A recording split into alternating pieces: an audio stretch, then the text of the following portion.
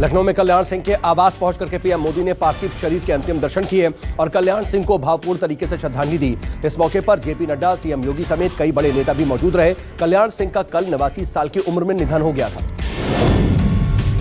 PM Modi ने पार्थिव शरीर के अंतिम दर्शन के बाद कल्याण सिंह के परिजनों से मुलाकात की। पीएम ने कहा, जीवन भर कल्याण सिंह ने लोगों के लिए काम किया। कल्याण सिंह ने अपने नाम को सार्थक किया। पूरे दिन कल्याण सिंह को श्रद्धांजलि देने वालों का तांता लगा रहा। कल्याण सिंह का अंतिम संस्कार कल उनके पैतृक आवास अलीगढ़ में नरौरा में गंगा नदी के तट पर किया जाएगा।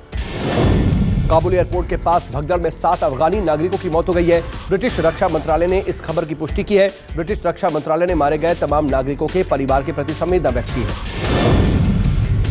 अफगानिस्तान से भारत का ऑपरेशन एयरलिफ्ट लगातार जारी है। आज भारतीय वायुसेना का विमान दोहा के रास्ते गाजियाबाद के हिंडन एयरबेस पर पहुंचा। विमान में 168 लोगों को अफगानिस्तान से लाया गया। इसमें 107 भारतीय शामिल हैं। अफगानिस्तान संकट को लेकर के केंद्रीय मंत्री हरदीप पुरी का बड़ा बयान सामने आया है। हरदीप पुरी ने अफगान संकट का जिक्र कर सीएए को जरूरी बताया है। कहा, पड़ोसी देश में जिस तरह सिख और हिंदू को साथ बर्ताव किया जा रहा है, उससे यह साबित होता है कि सीएए क्यों जरूरी है। अफगानिस्तान में तालिबान की सियासी हसरतों को बड़ा झटका लगा है। यूरोपियन यूनियन ने तालिबान को मान्यता देने से इनकार किया। कहा, तालिबान को न मान्यता दी जाएगी और न ही कोई राजनीतिक बात होगी। अहमद मसूद शाह के बेटे को लेकर के तालिबान का बड़ा बयान। कहा, पंजशीर का नेतृत्व कर रहे अहमद मसूद तालिबान के साथ आने को तैयार है।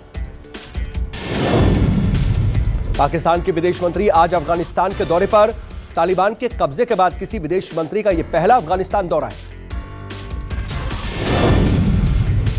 बिहार में जातीय जनगणना को लेकर के सीएम नीतीश कुमार की अध्यक्षता में सत्ता और विपक्ष का 11 सदस्यीय प्रतिनिधिमंडल कल पीएम मोदी से मुलाकात करने वाला है। प्रतिनिधिमंडल में बिहार के पूर्व सीएम जीतन राम मांझी भी रहेंगे। मांझी ने कहा, पीएम से मुलाकात कर जातीय जनगणना कराने की वकालत करेंगे।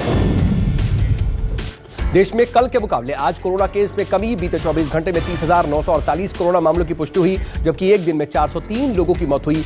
38,000 से ज्यादा लोग कोरोना से ठीक होकर के घर भी लौटे। देश में अब तक कुल 4,34,000 से ज्यादा लोगों की कोरोना से मौत हो गई है। भारत में कोरोना रिकवरी रेट 97% से ज्यादा है, जबकि मृत्यु दर घट करके 1% से भी कम है।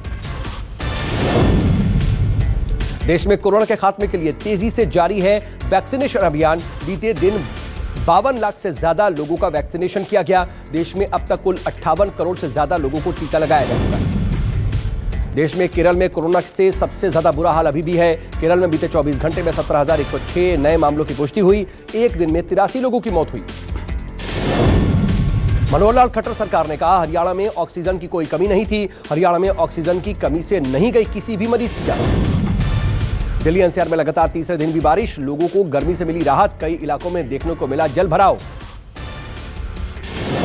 भारी बारिश की वजह से सड़कों पर पानी भी भरा और इसी वजह से ट्रैफिक जाम हुआ। गाड़ियों की रफ्तार थम गई।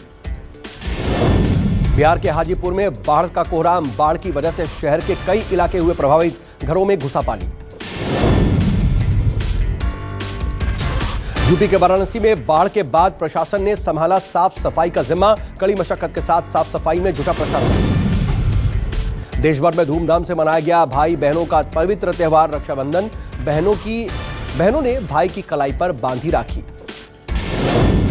बॉर्डर पर बीएसएफ के जवानों को जम्मू से आई बहनों ने बांधी राखी। बहनों ने भाइयों की लंबी उम्र की कामना की। पुंछ में बॉर्डर पर भारतीय सेना के जवानों की कलाइयों पर राखियां बांधने पहुंची गांव की बेटियां। बहनों ने भाई के लिए लंबी उम्र की दुआएं मांगी। यूपी के जौनपुर में मां ने इकलौते बेटे की चाकू से हत्या कर दी। मर्डर के बाद खुद बक्सा थाने पहुंच करके कबूल किया गुनाह। पुलिस ने मां को गिरफ्तार कर लिया। पति से झगड़े के बाद मां ने बेटे का कत्ल कर दिया। यूपी के शाहजहांपुर में एक बाइक सवार को गोली मारने का वीडियो वायरल हो रहा है। भरे बाजार में युवक को गोली मारी गई। 2 आरोपियों को पुलिस ने जेल भेज दिया है। हमले के दौरान दूसरे शख्स ने की थी हमलावरों को पकड़ने की कोशिश। तमंचे के बट से किया घायल।